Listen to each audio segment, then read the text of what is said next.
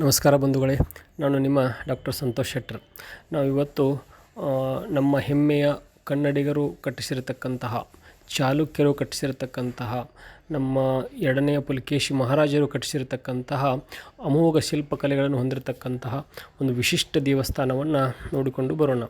ಬಂಧುಗಳೇ, ಈಗಿನ ಕಾಲಘಟ್ಟದಲ್ಲಿ ಈ ಒಂದು ದೇವಸ್ಥಾನ ಇರುವಂಥದ್ದು ಕೊಲ್ಲಾಪುರ ಜಿಲ್ಲೆಯ ಕಿದ್ರಾಪುರನಲ್ಲಿ. ಈ ಕಿದ್ರಾಪುರವು ಕರ್ನಾಟಕದ ಗಡಿಗೆ ಅಂಟಿಕೊಂಡಿರ್ತಕ್ಕಂಥದ್ದು. ಚಿಕ್ಕೋಡಿಯಿಂದ ಸುಮಾರು 30 ಕಿಲೋಮೀಟರ್ ಅಂತರದಲ್ಲಿರ್ತಕ್ಕಂಥದ್ದು. ಕೃಷ್ಣಾ ನದಿಯ ತೀರದಲ್ಲಿರ್ತಕ್ಕಂತಹ ಒಂದು ಗ್ರಾಮ. ಈ ಒಂದು ದೇವಸ್ಥಾನದ ಹೆಸರು ಕೋಪೇಶ್ವರ ದೇವಸ್ಥಾನ ಅಂಥೇಳಿ. ಕೋಪೇಶ್ವರ ದೇವಸ್ಥಾನ ಅಂತೇಳಿ ಯಾಕೆ ಹೆಸರು ಬಂತು ಅಂತಂದರೆ, ನಮಗೆಲ್ಲರಿಗೂ ಗೊತ್ತಿರುವಂತೆ ದಕ್ಷ ಪ್ರಜಾಪತಿಯು ಶಿವನನ್ನು ಅಪಮಾನ ಮಾಡುವಂಥ ಒಂದು ಉದ್ದೇಶಕ್ಕಾಗಿ ಒಂದು ಮಹಾಯಜ್ಞವನ್ನು ಏರ್ಪಡಿಸಿರ್ತಕ್ಕಂಥದ್ದು. ಆ ಯಜ್ಞಕ್ಕೆ ಶಿವನು ಹಾಗೂ ದಾಕ್ಷಾಯಿಣಿಯನ್ನು ಬಿಟ್ಟು ಎಲ್ಲರನ್ನು ಆಹ್ವಾನಿಸಿರ್ತಕ್ಕಂಥದ್ದು.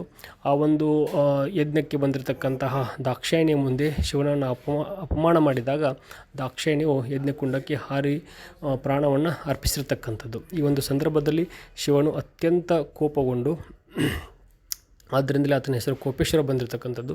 ಅತ್ಯಂತ ಕೋಪಗೊಂಡು ಆ ಒಂದು ಯಜ್ಞವನ್ನು ನಾಶ ಮಾಡಲು ಹಾಗೂ ದಕ್ಷ ಪ್ರಜಾಪತಿಯನ್ನು ಸಂಹಾರ ಮಾಡಲು ವೀರಭದ್ರೇಶ್ವರನ ಅವತಾರವನ್ನು ತಾಳಿರ್ತಕ್ಕಂಥದ್ದು. ಹೀಗೆ ಕೋಪಗೊಂಡ ಶಿವನನ್ನು ಸಮಾಧಾನ ಪಡಿಸಲು ಎಲ್ಲ ದೇವತೆಗಳು ವಿಷ್ಣುವಿನ ಮೊರೆ ಹೋಗಿರತಕ್ಕಂಥದ್ದು. ಆಗ ವಿಷ್ಣು ಬಂದು ಶಿವನನ್ನು ಸಮಾಧಾನ ಪಡಿಸಿರುವಂತಹ ಕಾರಣದಿಂದ ಇಲ್ಲಿರತಕ್ಕಂತಹ ಶಿವನಿಗೆ ಕೋಪೇಶ್ವರ ಹಾಗೂ ವಿಷ್ಣುವಿಗೆ ಧೂಪೇಶ್ವರ ಎಂದು ಹೆಸರು ಬಂತು.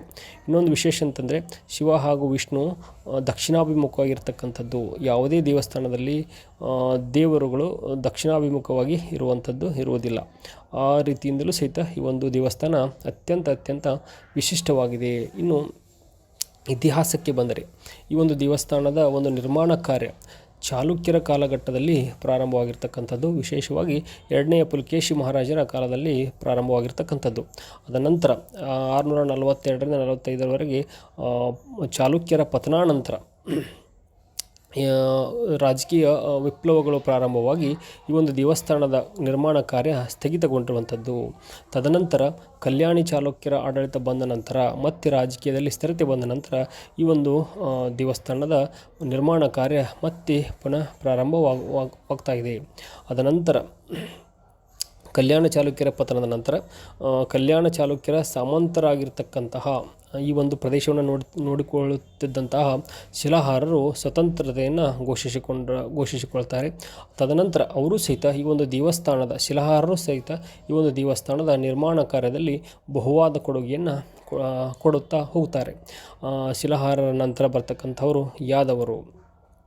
ಅವರು ಈ ದೇವಸ್ಥಾನದ ಒಂದು ರೆನೋವೇಷನ್ ಅಂತಂದರೆ ಈ ದೇವಸ್ಥಾನವನ್ನು ಒಂದು ಪುನರ್ನಿರ್ಮಾಣ ಮಾಡುವಂಥ ಒಂದು ಕಾರ್ಯದಲ್ಲಿ ತೊಡಗ್ತಾ ಇದ್ದಾರೆ.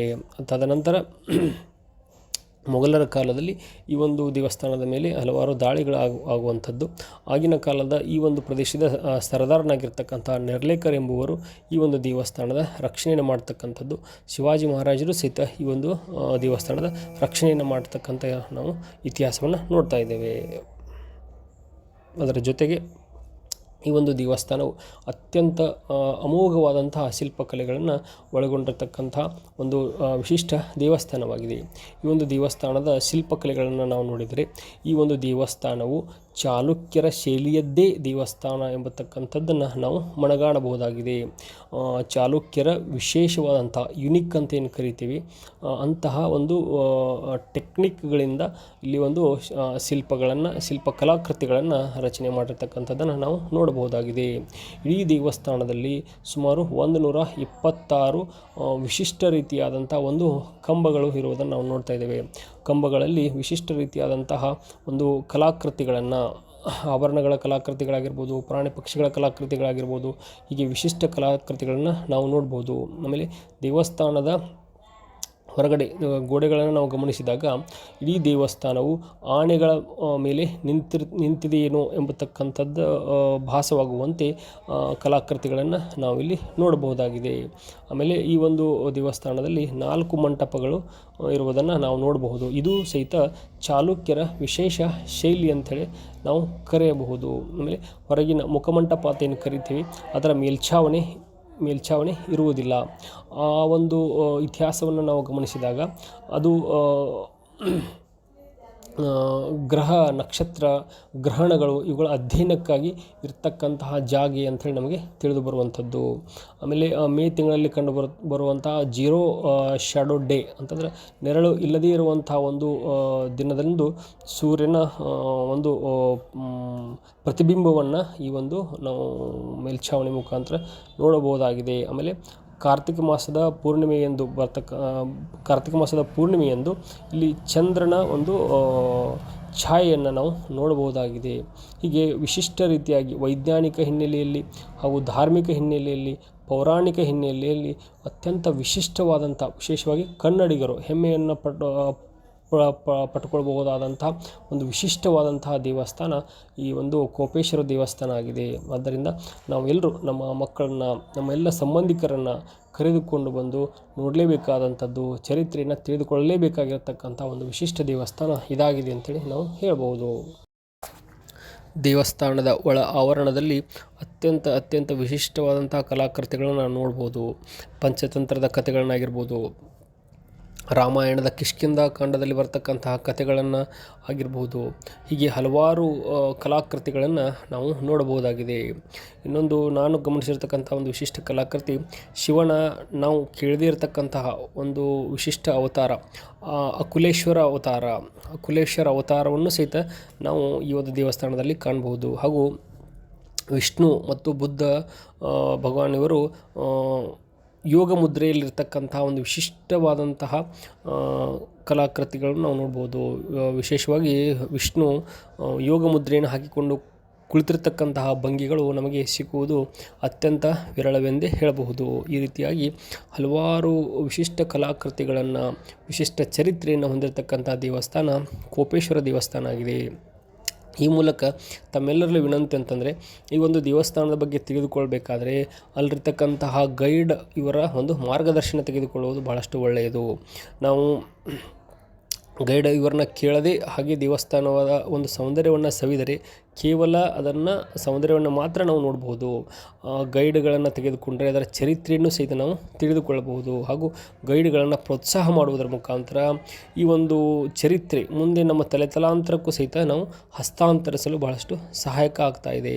ಆದ್ದರಿಂದ ದಯಮಾಡಿ ಗೈಡ್ಗಳ ಸಹಾಯದಿಂದ ತಿಳಿದುಕೊಂಡು ನಮ್ಮ ಜ್ಞಾನವನ್ನು ಹೆಚ್ಚಿಸಿಕೊಳ್ಳೋಣ, ಹಾಗೂ ಗೈಡುಗಳಿಗೂ ಸಹಿತ ಒಂದು ಪ್ರೋತ್ಸಾಹವನ್ನು ನೀಡೋಣ ಅಂಥೇಳಿ ಈ ಮೂಲಕ ವಿನಂತಿ ಮಾಡಿಕೊಳ್ತೇನೆ.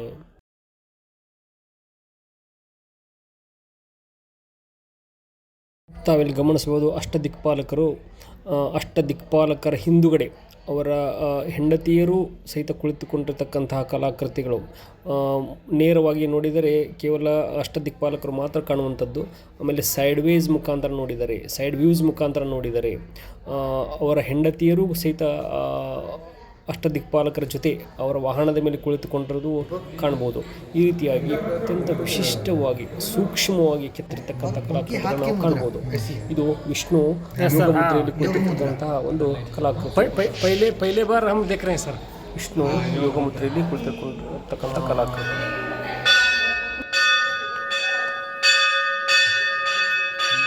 उनका मुद्रा कैसा है?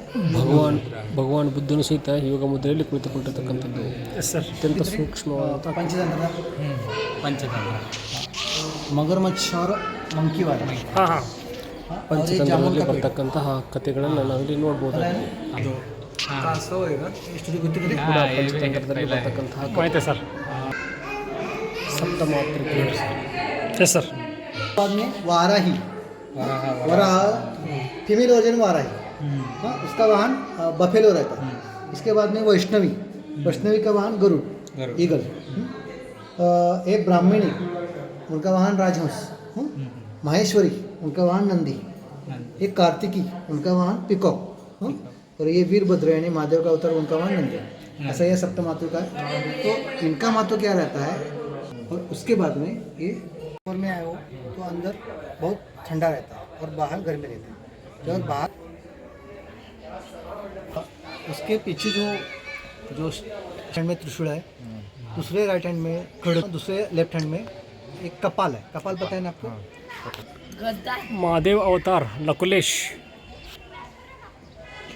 लकुलेश महादेव अवतार.